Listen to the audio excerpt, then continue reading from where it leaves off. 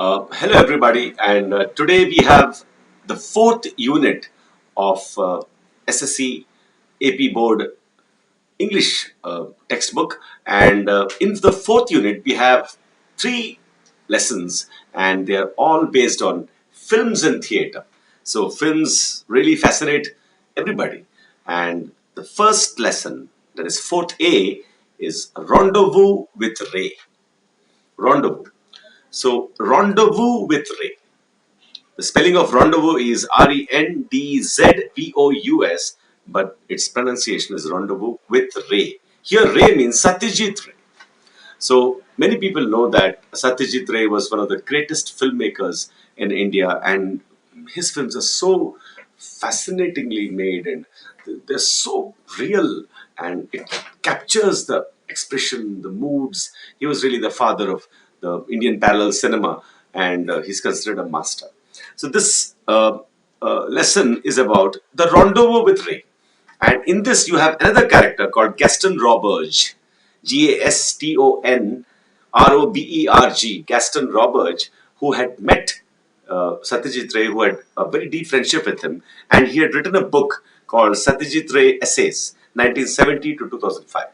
So this article has been taken from a magazine, a very reputed magazine in India called Frontline.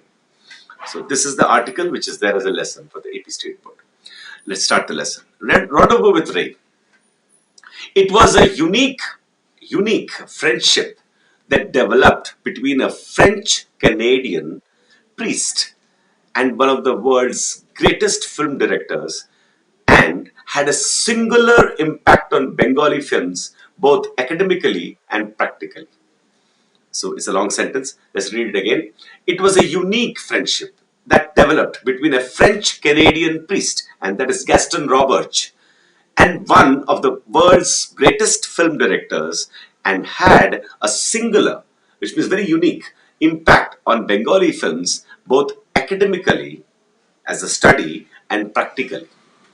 It was en route to India in 1961 at a stopover in New York that 26-year-old Father Gaston Roberge, the priest Father Gaston Roberge, was acquainted with the works of Satyajit Ray through the Apu trilogy. Now, trilogy means one movie in three parts. So, trilogy means three parts. Apu trilogy. Apu is a character in the film. He found the world of Apu so fascinating that he saw all three films in one sitting. He just finished the whole films, all these three films in one sitting. And there began his long-standing, a long-term love affair with the people of India and Bengali cinema and culture, which led to path-breaking work in those fields. In his latest book, Satyajit Ray Essays, 1970 to 2005. So he wrote so many essays, a compilation of his essays, as the name suggests, being published by Manohar Publishers, New Delhi. Roberge provides a scholarly means he writes like a scholar, in-depth. Scholarly means in-depth, academic, very deep. Scholarly, original means he sees what he has seen, he wants to present it. He doesn't want to borrow ideas or other people's opinions on Satyajit Ray. Provides a scholarly original analysis of Ray's works, giving an insight into the greatness of Ray, both as a person and as an artist. So that is a book which he has written. And in that he says, there's a quotation from that book. The Apu trilogy was, in fact, my first portal to West Bengal and its people, he told Frontline, the magazine. In his youth, all he knew of Bengal was through Mircea Eliade's La Nuit Bengali, some of Tagore's poems, and a Reader's Digest article on Mother Teresa. If the harsh image of poverty brought out by the article on the saint of the slums haunted him, Apu's world came as a reassurance. And then he says, no, Apu, Sarba Jaya, even Harihar, these are the characters in Satyajit Ray's films, did not need my help, but How not to love them? I thought it was fortunate that I would soon be among them. I would soon be among them, he wrote. Roberge does not endorse the accusation of Ray's detractors. Detractor means those people who don't praise Ray, who are against him. Roberge does not endorse the accusation of Ray's detractors that the master director made his reputation selling India's poverty to the West. So many people say that Ray made his mark and he became famous because he sold India's poverty. And they said that, in the whole world, they want to see poverty. They want to, feel pity and all that. But he doesn't agree to that. Roberge does not endorse. Endorse means agree, support. And then Robert says in his book, what struck me most was not the material poverty depicted in the films, not the material poverty, the lack of food, very poor conditions, slum and all, but the enormous spiritual poverty of some rich people is much more deplorable. Deplorable, deplorable, very, very bad, deplorable, very bad, something which should be criticized. What struck me most was not the material poverty depicted in the films, but the enormous spiritual poverty of some rich people is much more deplorable than material poverty. He said, Roberge does not speak with the arrogance of the West. So some Western critics, they speak with the arrogance of the West. I was here on a quest to know the world and in the process know myself. I did not come here to convert. So he says, frankly, as a priest, I did not come here to convert people. In fact, I am the one who got converted. So there's a lovely sentence. He got converted to the Bengali people, the culture, the customs. He fell in love with Satyajit Ray's films and the Bengali culture, he said. But it took him 9 years after reaching Calcutta, which is now called Kolkata, and joining St. Xavier's College to muster up, to bring about, muster up, M-U-S-T-E-R, muster up, the confidence to meet Ray in person. Although I wanted to meet him right away, I didn't want to just go and see him like he was a living museum piece.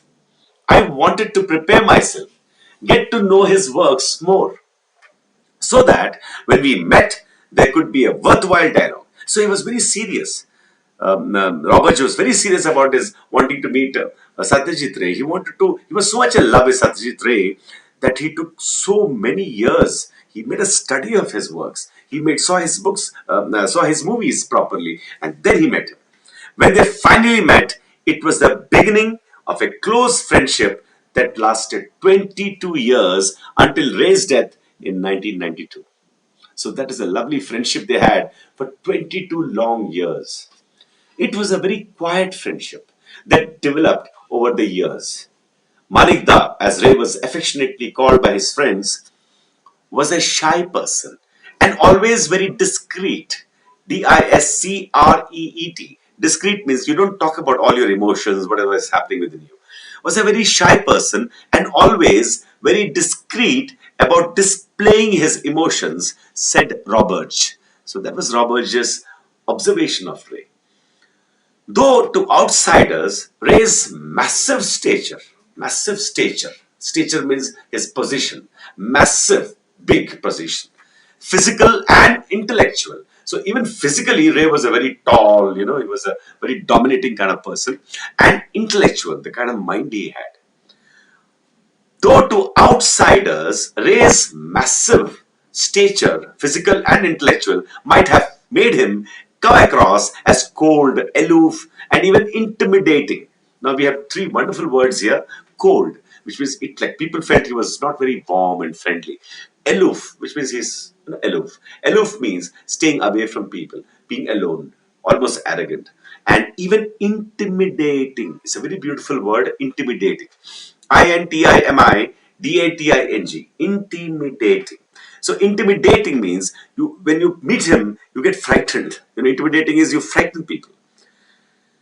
So, though to outsiders, Ray's massive stature, physical and intellectual, might have made him come across as cold, aloof, and even intimidating, he was in reality a very simple and unassuming man with a subtle sense of humor. So he was in reality actually a very simple and unassuming. It's a lovely word, unassuming. You're very modest, very simple. You don't have an air like I'm something. Unassuming man with a subtle sense of humor, not crude or obvious sense of humor. Not that when some people crack silly jokes and not that kind of humor, but subtle humor, intelligent humor, witty humor. It was an unspoken arrangement. They never spoke about it. Between the two of them to meet on Sundays at 9 a.m. So it was like a good friendship with a kind of almost like a discipline. They used to meet at 9 a.m. every Sunday at Ray's residence on Bishop Lefroy Road, Kolkata. Ray would invite Roberge over for private screenings of his latest films and welcomed comments on them. But this happened only after the friendship had cemented. The friendship had cemented. Cemented means becomes strong. Cement. When you put cement, the whole thing becomes strong. For in the early days of their dialogue, Ray's shyness prevented him from talking about his own films. So Ray was not interested in talking about films just like that. It took some time for him to open up. He was even shy of receiving compliments. So said Roberge. So Ray didn't like people telling him you are great, you are this, you are that. He was very shy to take compliments also. To Roberge, the greatest mark of Ray's appreciation for him was that he often addressed the French-speaking priest in Bengali. So he was so close to him that he would not speak to him in English. He would speak to him in Bengali. In spite of my lack of elegance in that language and the fact that Ray knew both English and Bengali so well. So Robert was so happy that Ray always talked to him in Bengali. It was almost as if he took him as a family person. That was the greatest, he felt, the tribute he got from Satyajit Ray. Ray's screenplay manuscripts were an art by themselves, Roberts says. The way he wrote screenplays. Screenplay is the way you write down scene by scene, dialogue by dialogue, the whole film on paper. Ray's screenplay manuscripts were an art by themselves. Roberts says, handwritten in Bengali with notes in English for a set designer with sketches here and there. An occasional staff notation of fragments of music. One Sunday morning, Roberge found Ray in a disturbed mood. Roberge found Ray in a disturbed mood. A few well-known personalities of the city had visited him earlier to go through some of his manuscripts. So some well-known personalities of the city had visited him earlier to go through some of his manuscripts. After they left, Ray found a Charulata screenplay missing. So they had one of them had stolen the Charulata's screenplay. Ray was almost sure who the culprit was. He was almost sure who had taken it. I asked him whether he was planning to take any action, and he said no, and explained to me that he did not want to hurt the reputation of the person. I was absolutely stunned by his humane concern, said Roberge. So that man who had taken his manuscript of a movie called Charulata, Satyajit Ray knew who he was, but he didn't want to take his name because he had a big reputation. So that was a humane concern he had for that man. Like Rabindranath Tagore, Ray strode his time. Strode, which means he drove like a horse, strode his time like a colossus. Colossus, a huge phenomenon he was. Roberts writes, it is as if all Bengal was in Manigda. That's a very beautiful statement. Look at the statement. It is as if all Bengal was in Manigda. The whole of Bengal was there in this man called Satyajit Ray. The rich and the poor, the powerful and the humble, the peasants and the city persons, children, teenagers, adults, and old people, men and women. So he had such a fantastic observational capacity. He had observed the whole of Bengal. The whole of Bengal was in him. That's a fantastic statement. Philosophically too, philosophically, which means about life, study about life. Philosophically, too, Roberge feels Ray took off where Tagore signed out. So, where Tagore signed out, where Tagore stopped, Ray took off. If one compares the last major prose piece by Tagore, Shabyatar Sankat, Crisis of Civilization, which he wrote at the beginning of the Second World War, which contains his immortal dictum that in spite of what was happening in the world, it would be a sin to lose faith in man. And the last three films of Satyajit Ray, Ganashatru, Prashaka, and Agantuk, the analogy becomes clear. So, in the last years of Rabindranath Tagore's life, he was very philosophical. He was talking about the world and the civilization, and the same kind of depth was there in Satyajit Ray also. In these three films, Ray was at his most personal. And when some critics saw the films as didactic, let me explain the word didactic. Didactic. Didactic means preaching. Preaching. You should do this. You should do that. You should follow these instructions, like a preaching. And verbose. Verbose means full of words. So I'll read out the sentence again. In these three films, the last three films, Ganashatru, Shaka Prashaka, and Agantuk, in these three films, Ray was at his most personal. And when some critics saw the films as didactic, very preaching, and verbose, too much of words, he felt deeply hurt. For in these last three films, Satyajit Ray was directly talking to us, conveying his personal message on society and civilization. So in these last three films, Satyajit Ray was completely focused on telling the people, this is civilization, this is how we have to live. And he was directly talking to people. If the instinct, what is motivating him, that motivated his earlier films was aesthetics, Aesthetics, which means beauty, art. Aesthetics means art. How beautifully you show a scene, how beautifully you show a dialogue. That was the motivation in earlier films. Okay. If the impulse that motivated his earlier films was aesthetics, in the last three films, it was self-expression. So, what is written here is Satyajit Ray wanted to express himself in the last three films. And there we were denying him his right to speak. So, all the critics were denying him his right to speak. As the saying goes, no one is a prophet in his own country. As the saying goes, no one is a prophet in his own country, said Roberge.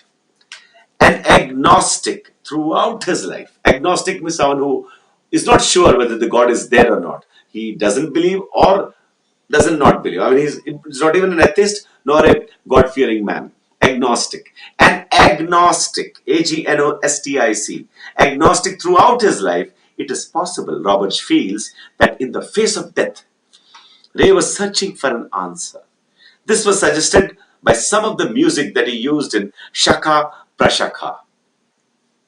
The last time the two friends met, Ray was in hospital on his deathbed.